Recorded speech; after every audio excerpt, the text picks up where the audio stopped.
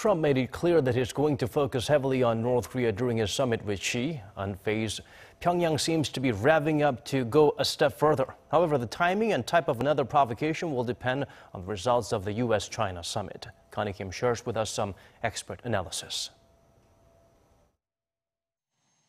They have plenty to discuss, but North Korea is certain to be one of the top items on the agenda when the leaders of the world's two superpowers meet at President Trump's Mar-a-Lago resort in Florida this week. Ahead of the highly anticipated meeting, Trump told business leaders at the White House that ways to deal with Pyongyang will come up during his talks with Chinese President Xi Jinping. And we're going to talk about a lot of things, including, of course, North Korea, a problem, and that's really a humanity problem.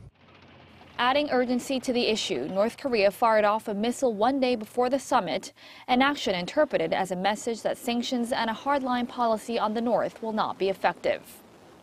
A senior White House official told reporters on Tuesday that, quote, the clock is very, very quickly running out on North Korea and that all options are on the table.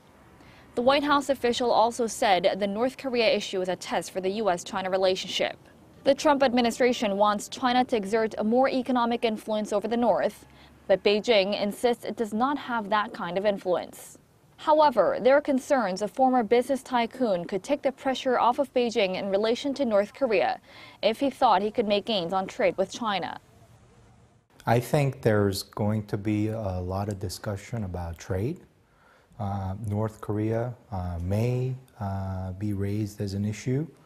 But I'd be very surprised to see any significant breakthroughs on that front. And that's largely because President Trump has already signaled that he does not need to work with Beijing on that particular issue. In any case, the overriding consensus among North Korea experts is that the timing and type of the North's next provocation will most likely depend on the results from Florida. Connie Kim, Arirang News.